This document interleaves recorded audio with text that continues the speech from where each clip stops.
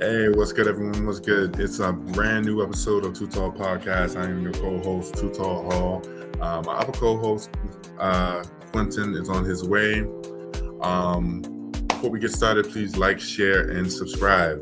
We're on YouTube. We're on Spotify. So if you don't want to see my big head, you can listen to us on Spotify. But if you do want to see my handsome big head, tune in every Monday on YouTube. Today's going to be a good one. Black History Month is officially over.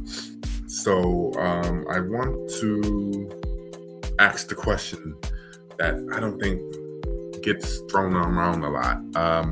Tonight we're going to be asking the main question and diving in.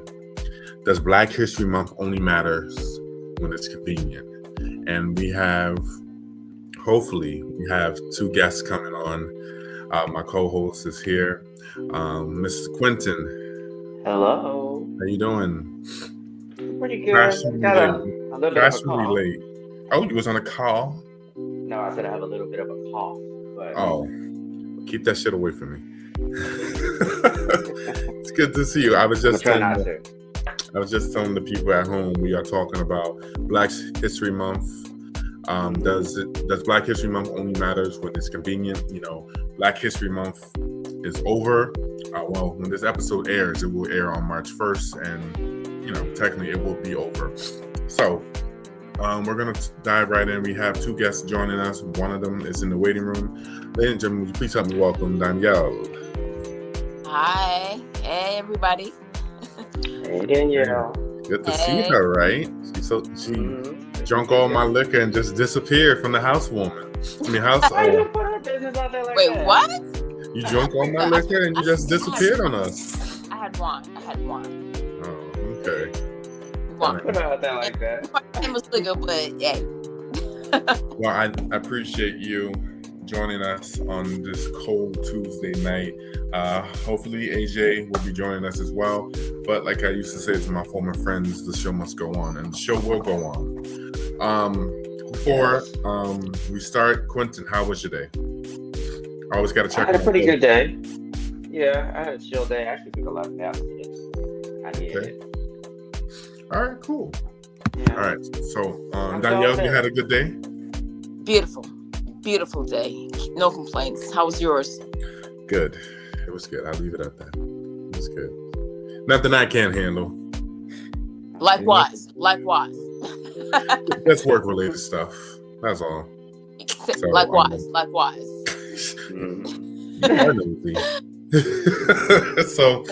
So let's get into it. Every February, everybody suddenly remembers Black History Month. But once the month is over, it's like the conversation disappears. So the real question is, does Black history only matters when it's convenient? Of course, I'm in my note era. We wasn't doing this before Quentin taking notes. Of course, Quentin has notes. He's professional. He has side gigs where he's showing tours to British people, and he's making mad money. He's on a cover of Vogue the other day. What? It's kind of. So yeah, that's the main question. We could just say yes, it only matters when it's convenient. But we're gonna take the time for the next 30 minutes or so to really break it down. Because I want to talk about what is convenient. What does it look like? So is Black History Month only convenient when it's trending, when it's profitable, when it's safe to talk about, when it doesn't require real change? Wow. Yeah. Is it convenient like that? So we're going to dive in, because it's a shame that we only celebrate it once a month. But are we making an impact, or is it just, profitable for certain ethnicities and stuff? So Quentin, I'll let you have a little talk. This is your show as mine, so take it away. Well, I did actually look up the history. I mean, I had heard the history, but I wanted to look it up just a little bit to refresh my memory. So basically, Black History Month started in 1926. It was started by Carter G. Woodson, who was a historian. He was a Black man who went to Harvard, and he felt that there was a need for people to be more aware of Black people and our contributions to this country, and how our history is also American history and all that kind of stuff. So it started out as a Black History Week, actually. It was a week, and it was in February, and they chose February because of, oh my God, I just went blank, sorry.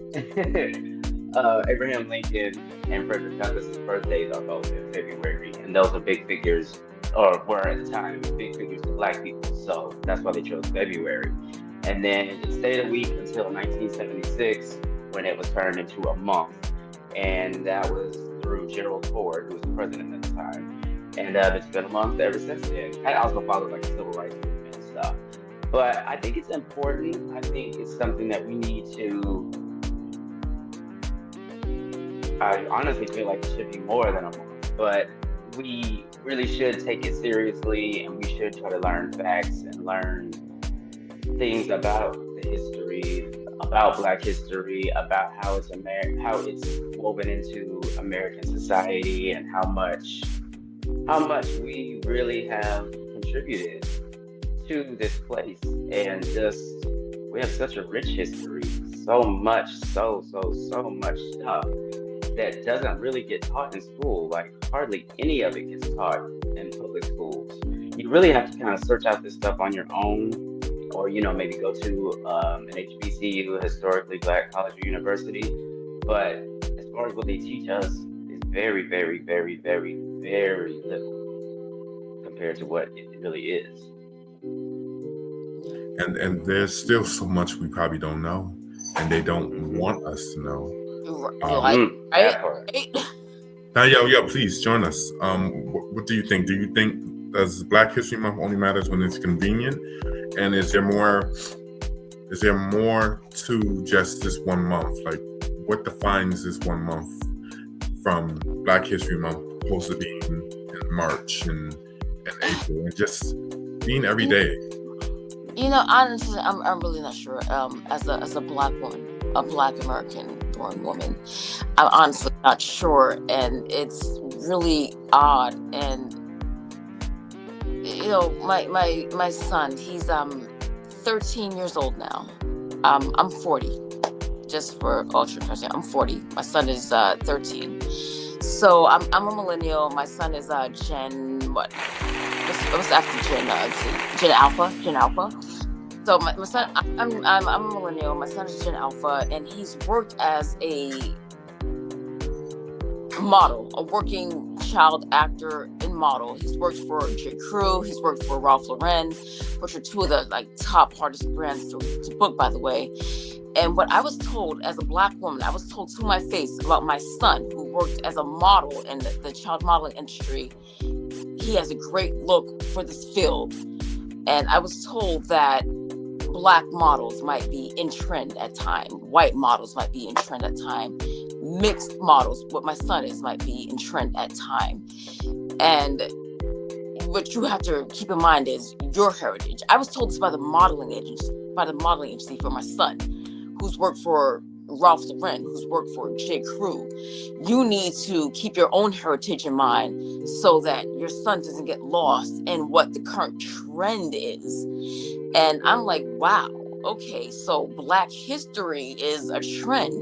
Black culture is a trend, which I get. I get. We as Black Americans have long been the culture. But what has disturbed me for the longest time about a lot of stuff is that I'm a model. I'm the mother of a child model actor who is told he's an exotic, who's told that Black is in right now, who's told exotic is in right now. And coming from that mindset as the mother of a child who needs to be protected from industry crap, is now being reminded of racial crap. I'm now being reminded of ethnicity crap. I'm now being reminded of, hey, by the way, even though your child is just a child, we're going to racialize him. We're going to politicize him, and we're going to put him in a category that's convenient for us as a modeling agency politically to market him in a way that's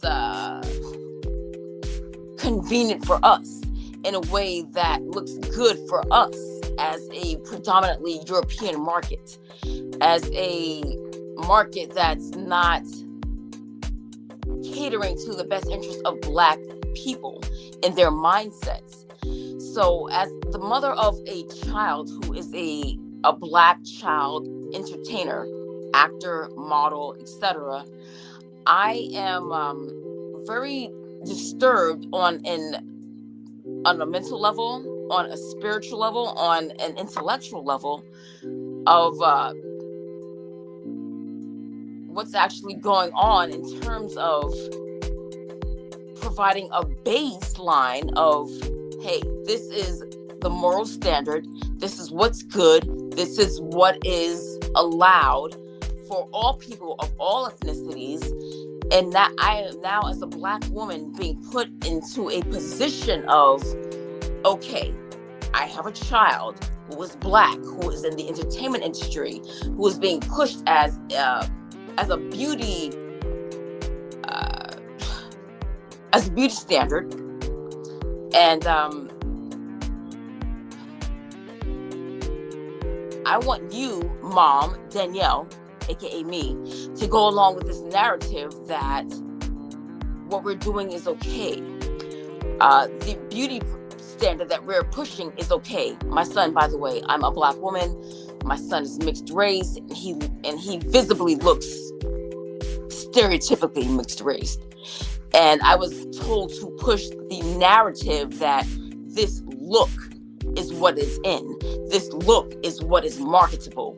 This look is what makes money. This look, this mixed race look, is what makes people want to see more. And I, as a Black woman, was not feeling very encouraged about my own culture. I'm like, okay, you're telling me that I need to market myself and my child more to a European market. You're telling me that me as a Black woman, yeah, me and my Black child, we're great as long as we mold to European standards. We're fine as long as we look white enough to market ourselves to an audience that will pull in a lot more money than what we're pushing out. So I as a I guess an actor, someone in the entertainment industry, someone who is the mother of someone in the entertainment industry who is a Black person, my son, a Black child, a mixed race child, who is experiencing a lot of disrespect to his Blackness.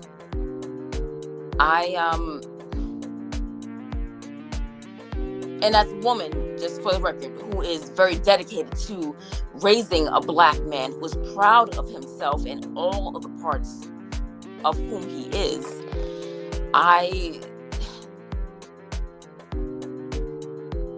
find it very difficult to work with a media like this that proclaims to be working in my best interest as an actor, and also working in the best interest of people in general who are Black, people who are not of the popular interest, people who, I'm going to say this, people who might rub the mainstream audience the wrong way for not being white, blonde-haired, blue-eyed. And I encourage my son to be fully whom he is. He's Black, he's half Indian, he's Muslim, he's practicing Ramadan actively as we speak right now. And as a Black person, I just encourage fellow Black people and fellow people who are not of the mainstream audience to please keep telling your story. Please keep telling what needs to be heard that is being ignored by the mainstream.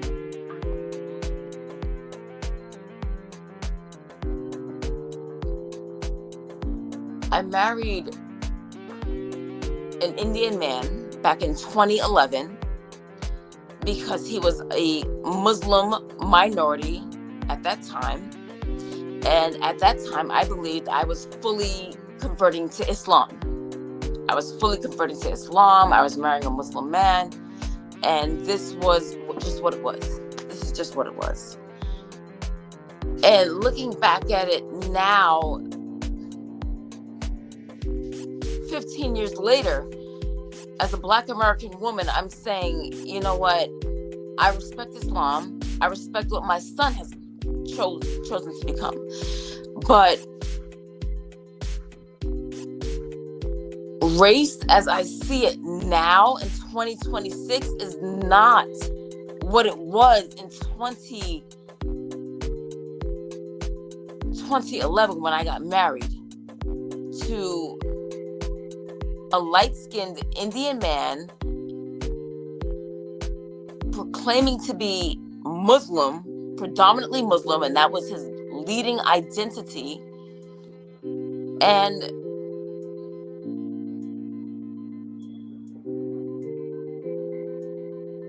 it leading me to a good, healthy place for both myself and my son.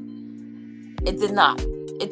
And I'm not blaming it on the religion. I'm not blaming it on the faith at all. I'm saying we as Black people should be self-identified enough and self-proclaimed enough to recognize that when people who are not us come into the picture and try to persuade us to be otherwise, we should be strong enough in our own identity to say, listen, I'm good. Thank you for whatever you were first trying to offer me. But I'm strong. I'm in a solid place, and I'm trying to raise solid children who are strong-minded enough to be self-actualized adults, to make their own decisions, to be good people who won't lead others into nonsense.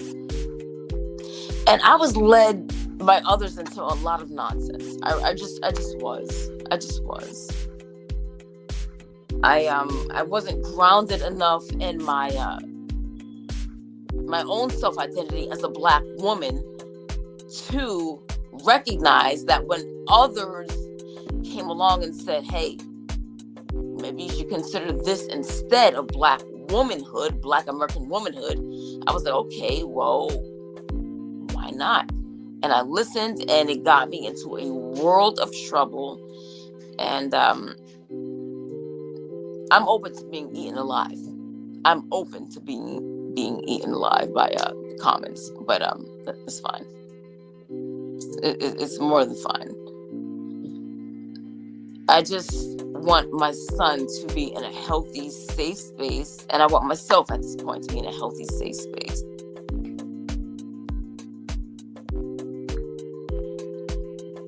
It sounds like, I could be wrong, but it sounds like, when you went through your experience, especially first meeting your ex-husband, that you were young, and that actually, the way that you just described your experience kind of ties into what we're talking about deeply, which is that, like, it's really important for us as Black people to have a sense of who we are, where we come from, our people, and yes, what our people have been able to accomplish, and things like that, so that we don't get lost, especially being in this country, so that we don't get lost in what's pushed on us, because so much of, I can only speak about this country because I've only lived in this country, but so much of what's pushed on us as Black people is that we're not good enough, and that our history doesn't matter, and that we should be more like the European way of doing things, or just whatever. We're not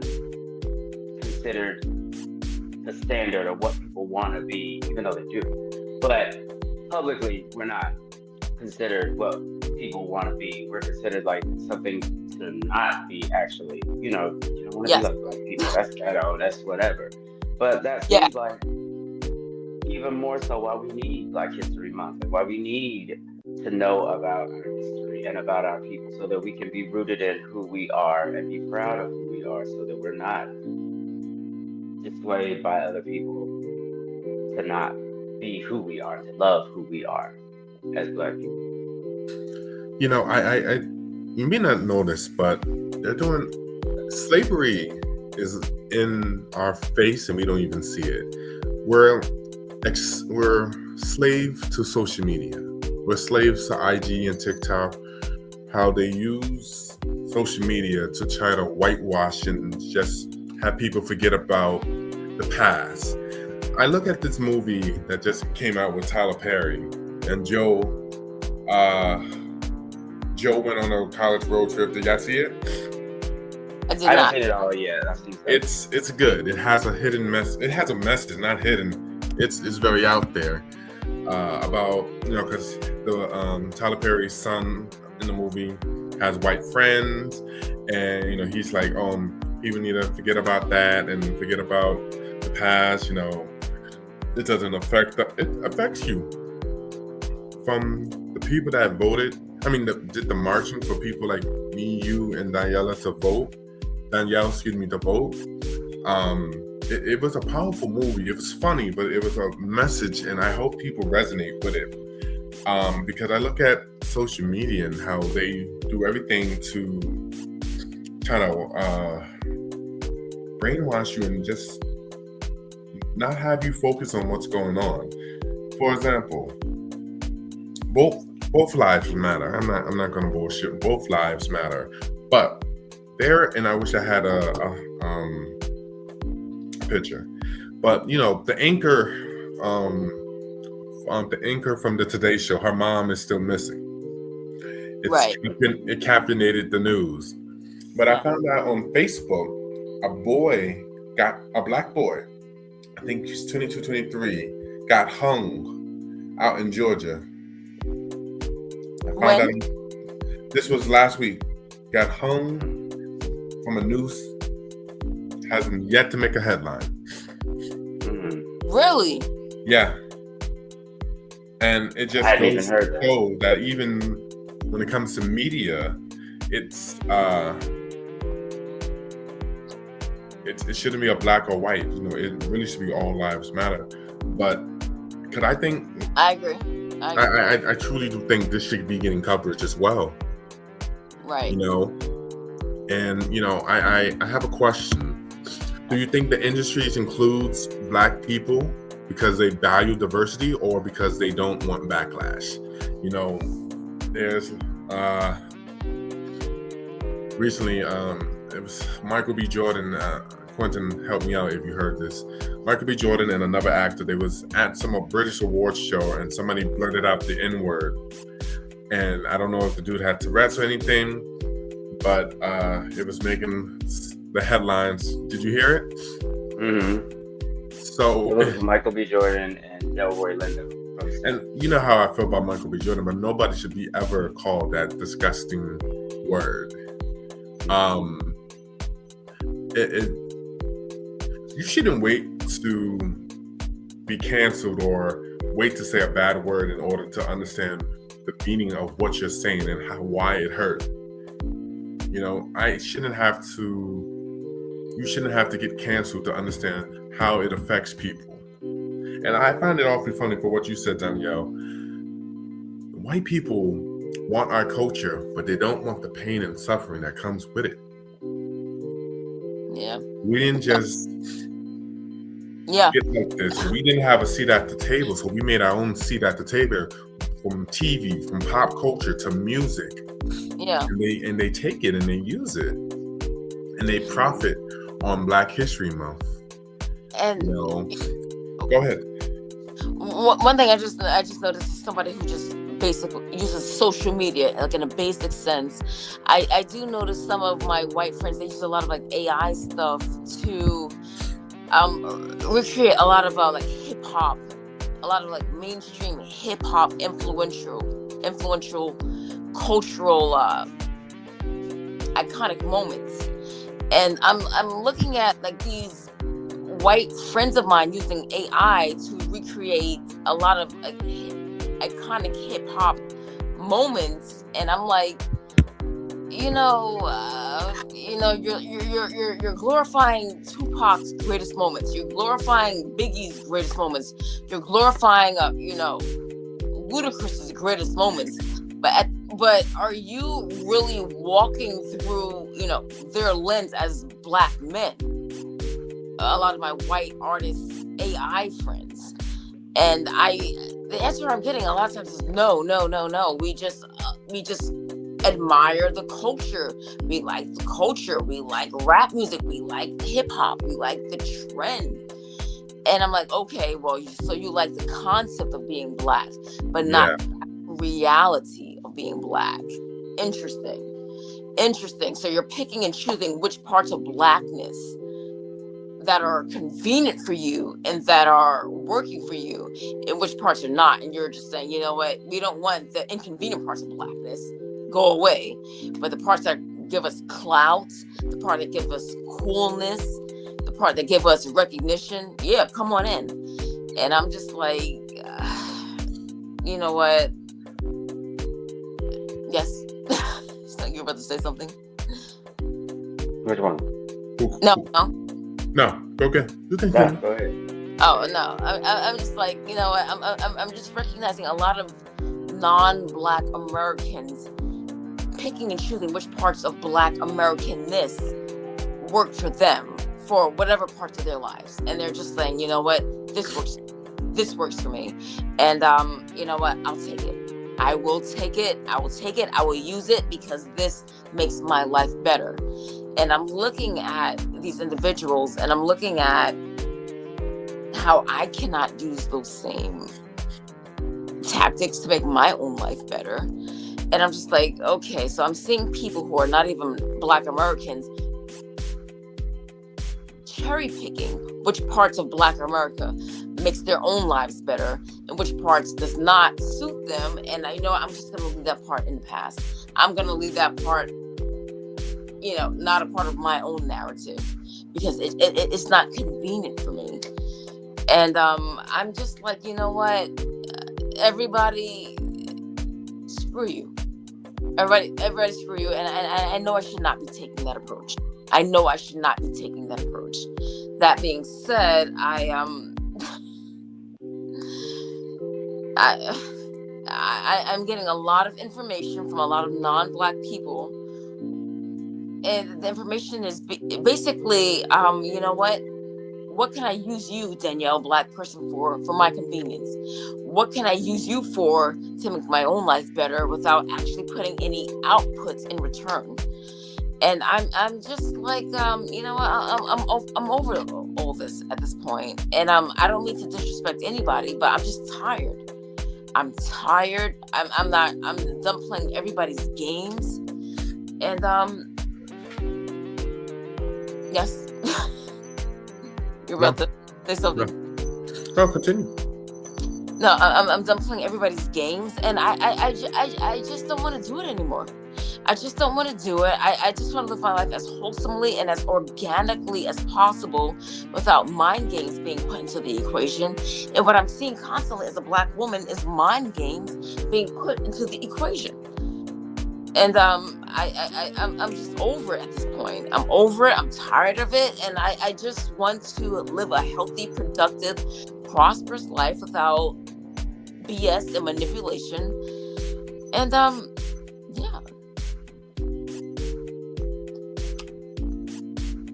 I can feel that. Yeah, that was real. And black men and Black women show emotion, but Black women show more emotion. And I'm a big advocate for Black women, mainly because I was raised by a Black woman who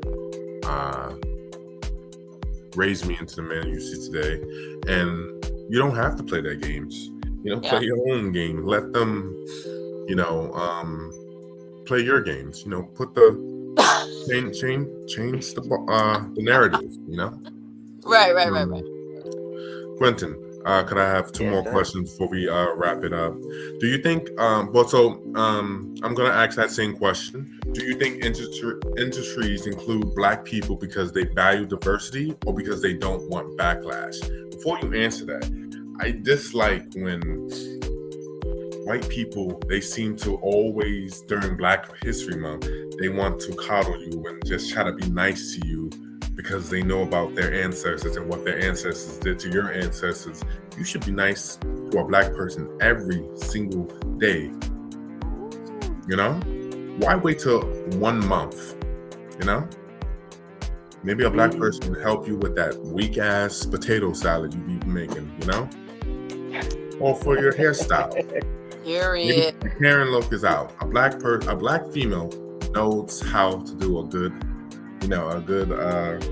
haircut, you know? But Quentin, answer, I'm gonna let you go.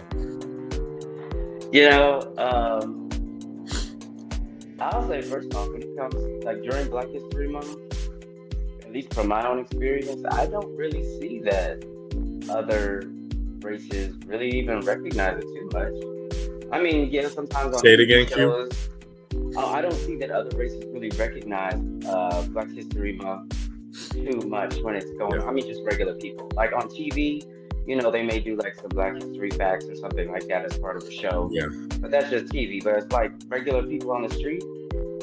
Yeah, I'm pretty sure there's a lot of people that don't even know that it's Black History Month. You know what I mean? It's just a regular February. Not just Black people, but yeah, but just people in general probably don't even think anything of it. So I don't feel like they treat us any differently during that month or any better. It's just, you know, it's a month that's there, but I don't think that they, in general, treat it any differently. Honestly, I don't even know if Black people treat it any differently. There are a lot of Black people that don't even care either, which is actually sad, but it's a whole other discussion. But you were asking also, do I think that people do it or celebrate it? Companies. Do you think industries include Black people because they value diversity or because they don't want the backlash? For example, I remember the Rockettes used to get shit because they didn't have enough Black people, Black females. They got like 2, 3 popping out, you know. So stuff like that. Or I'm trying to think of something else that doesn't have enough Black people, and so everything. Yeah, everything. So do you think they do it for diversity or they just don't want the backlash? I think it's a little bit of both, but I think the majority of it is they don't want backlash. They don't want the backlash. They don't want backlash, and it's also profitable to have us. Like, Black people, we are the shit. We really are. Yeah. And I mean, it shows up, like you were talking about, Danielle, it shows up all over the world. Even, and this is, so we're Black Americans. We were all born here in America. But if you look over even in Africa, they mimic stuff that we do. Like they mimic American hip hop styles and clothing and stuff. We the culture. Yeah. Or even if you look at K-pop. K-pop in Korea is huge worldwide. That's R&B music being signed by Korean people. Like they do our dances, they sing R&B, and it's huge. But that's a style of music and dance and all of that. They dress like it, everything that we came up with. And that's like worldwide huge. Yep. So I think it's profitable for them to use us, and that's what they're doing, using us.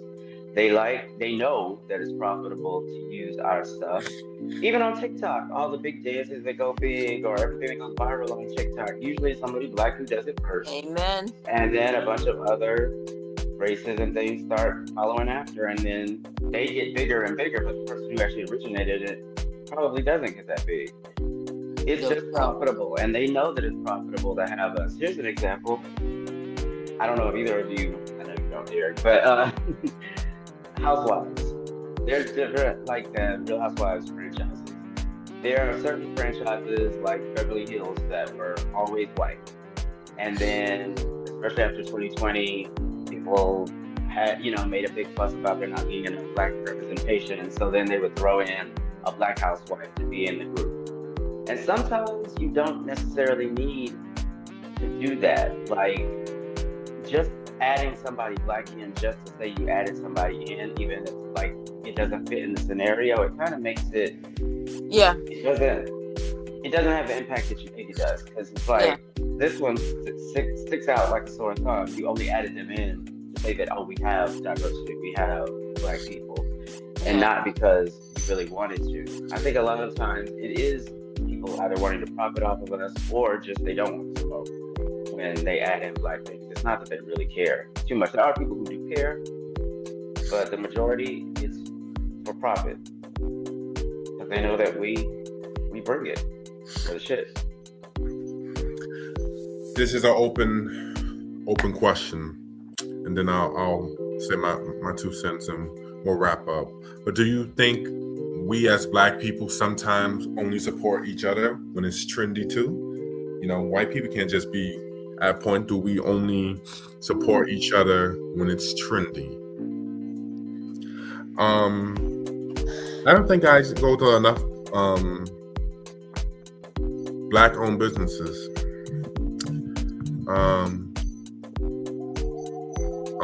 I don't think I go to enough, and that's not even for the month of February. I just don't, and I live in East Harlem now. Well, Yep. and it's Spanish Street. I could take a walk to 125th Street, but I just don't. I'm going across the street, giving the holla man my money that I worked so hard for. So I'm at fault. I definitely. Yep. You know, what about you guys? Listen. I already know my black card's for both. So Right. It's not. No, It's not. No. What about you guys? I feel like I don't patron enough black businesses myself too, and that is something that I'm trying to be more conscious of it now as I've gotten older. But through history, I have not, and that's something even us as black people, it's something that we all need to work on, because we have this thing that's been put into us that we have to fight, that if something is white, it's better, or it's like if something was made by white people, then maybe it's better quality or something like that. And that just comes from us learning the same racism that gets taught to everybody else too, and we have to unlearn it ourselves. But that's something I definitely am trying to do more of now, is support more black businesses and be conscious of that kind of stuff. Likewise. It's important.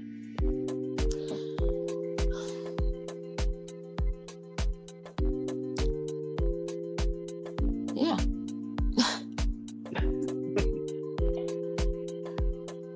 It is, and as a black woman who was born and raised in New York City, and I've lived in Baltimore twice since 2021, I share that sentiment, and I do believe that we as black people, particularly black born Americans, should be putting that same energy into black-owned businesses that are birthed in other parts of this nation, other parts of other nations that come from us as well.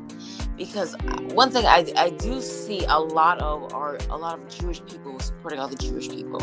I see a lot of Italians, a lot of other Italians. I don't see a lot of other black people, particularly black Americans, supporting other black Americans.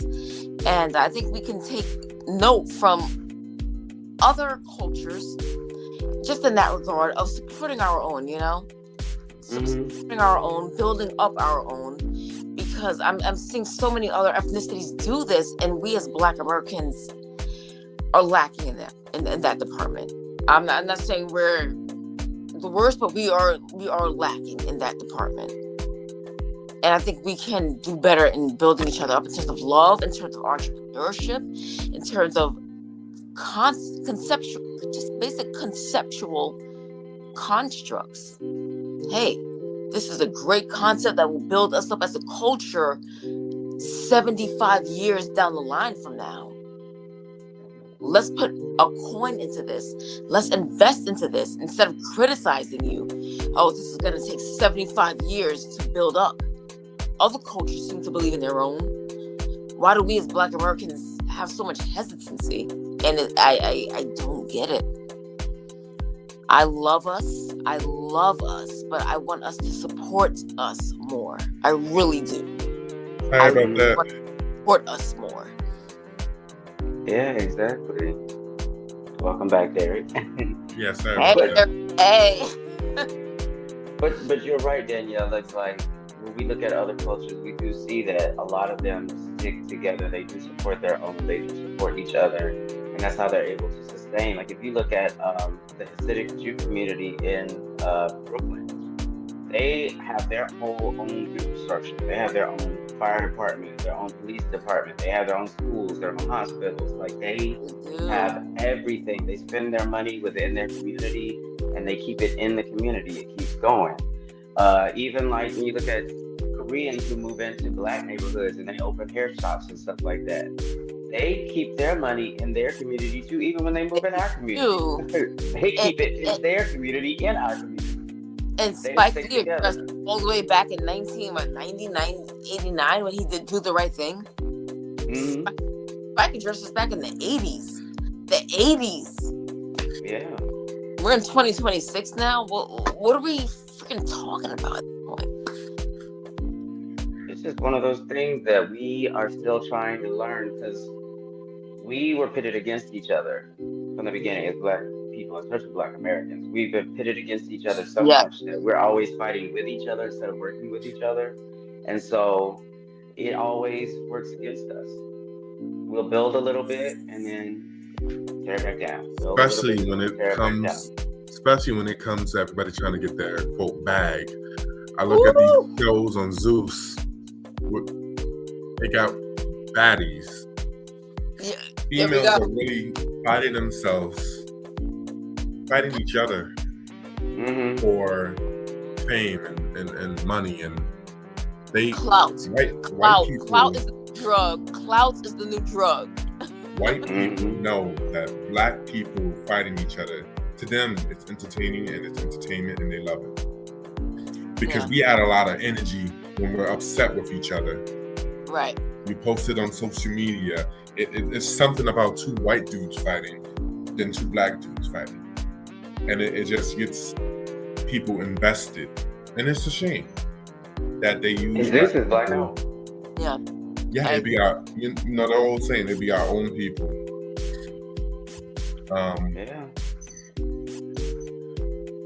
So, the moral of the story is to wrap things up. So, at the end of the day, are we being celebrated or just being used? Both.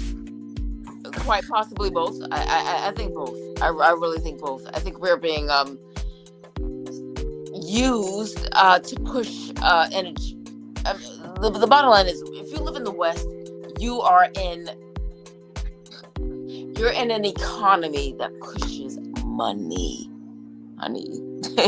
You are in an economy of, listen, push the dollar bill, F morals, everything else will flow. And I really believe that we're in a market right now that's pushing the dollar bill moral second. I really do. I really do. And it's effed up. I don't agree with it. I don't like it. This is just my observation. But I'm seeing us in a world of being pushed to push the dollar bill. But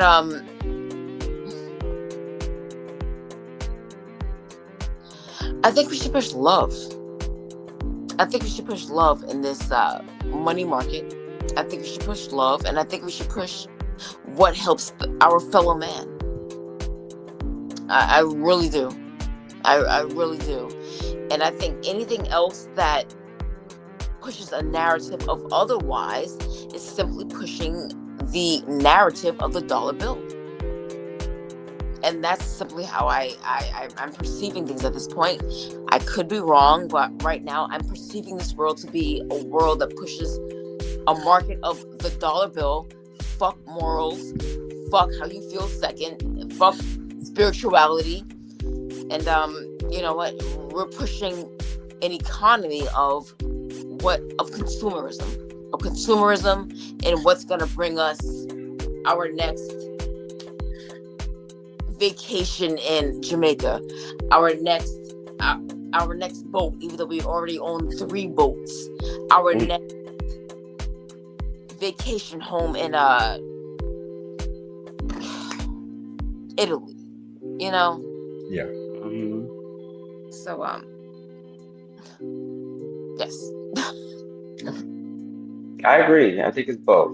I think there are some people that want to, uphold Black History Month and, the Black facts and things that we've contributed and all that. But again, like Danielle said, we do live in a Western economy, and it's about money and making money, and we are profitable, and people see that we're profitable, and so they're going to use us to make that money. I mean, there are companies that make things specifically for Black History Month, like Black History Month napkins or T-shirts or just for whatever. Black people. Because I'm trying to remember why the hell every Black person, Black athlete is advertised for Sprite. Like white people don't drink it too. Right, exactly. It's so true. Like white people don't drink it too, but it's always a Black person being advertised for Sprite. You know? Like Jeffrey Epstein was hunting Black people specifically, and specifically Black people.